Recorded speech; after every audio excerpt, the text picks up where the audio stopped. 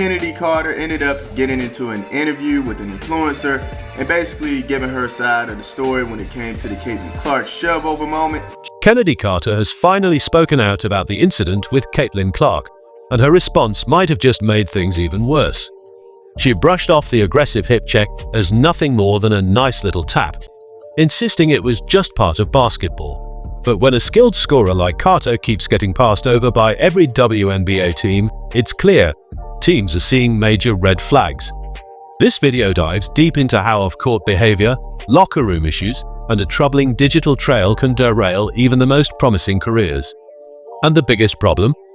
Carter's version of what happened doesn't match the footage that fans everywhere have seen. Nothing actually illegal has taken place, to my knowledge, involving Chennedy Carter. Yeah, that was a really ugly foul, and I understand it was bordering on what looked like assault. We all remember the vicious hip check. I also will not forget Angel Reese jumping up off the bench. It was one of the most anticipated matchups of the season, Indiana Fever versus Chicago Sky. The energy was electric, and all eyes were on the court.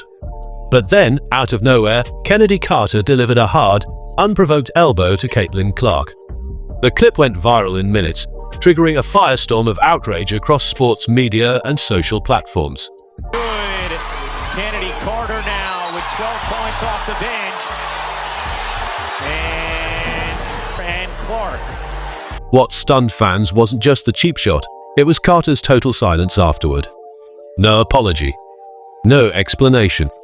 No remorse. That moment had consequences. The league noticed. Executives took note. In a sport where teamwork and image are everything, Carter's actions left a mark, and her reputation took a serious blow.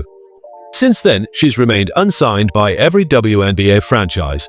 And I am shocked that, for example, the expansion team, the Valkyries, haven't signed her. The Las Vegas Aces. I mean, hell, I look at the Chicago Sky and wonder, what? Connecticut Sun would be another one? There are teams right now that are very devoid of offensive talent, and she's one of them, right? Now, Carter has broken her silence, but instead of owning what happened, she's doubling down. In a new interview, she claimed the incident was no big deal, just a little tap during the heat of the moment. But let's not pretend the footage doesn't exist. Millions saw exactly what went down. You watch every game, every single game, to see if you can find any deflects in my game, and really nothing that you probably could say too much about. So then you have trolls, and that's why I said they're gonna be around regardless. But yeah, it was just like a nice little tap, I'm here. Not to harm you or anything. Her version simply doesn't hold up. The cameras captured it all. Carter walked straight over to Clark while the ball wasn't even in play. There was zero reason for contact. Then she called Clark a name, clearly visible on video, and shoved her with real force. Clark wasn't facing her and had no chance to brace for it. Her shock said it all. This wasn't basketball. It was personal. What warranted the shove over while the ball wasn't even in play?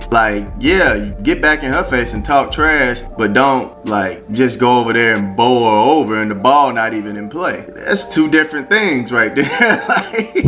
Yeah, if you get hit in the face, that happens. All right, that happens in basketball. You can get hit in the face, hit in the head. You can get hit anywhere during a basketball move or play, right? But the fact that you had a dead ball going on and you went over there, you called her a B and then bowled her over. Yeah, that's a little different. Carter's attempt to laugh it off as fun or something minor doesn't match the reality. She said she pushed Clark because Clark was complaining. But what the video shows is far more deliberate, a premeditated shove preceded by a verbal jab. This was no heat of the moment scuffle. It was an intentional act. If you want to push somebody, you're gonna full force people really made it a crazy big deal. I've seen the clip. Yeah. But I'm not crazy deep in the WNBA world, but in the WNBA world they dragged it like crazy. I mean, that happens, man. It's one of those things. I'm a great player, she's a great player. It looks a certain way. Everybody's gonna have their views on it. But my personal view is, I don't have anything against her. She's a great player, and so am I.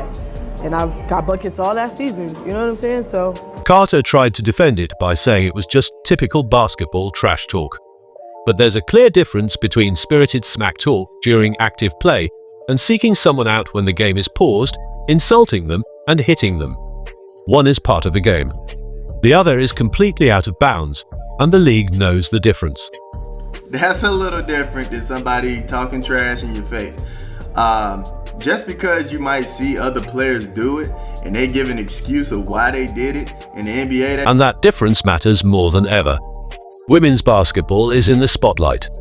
The WNBA is growing like never before, with viewership surging thanks to fresh talent and intense competition. Players like Caitlin Clark are introducing the league to new fans every week. But behavior like Carter's threatens the progress, painting the league in the wrong light just when it's gaining momentum. just be a good sportsman and play within the game. That's all. Bust your opponent, but within the game. Don't get the physical punching and bowing. I can't stand a dirty player. The fallout has been massive.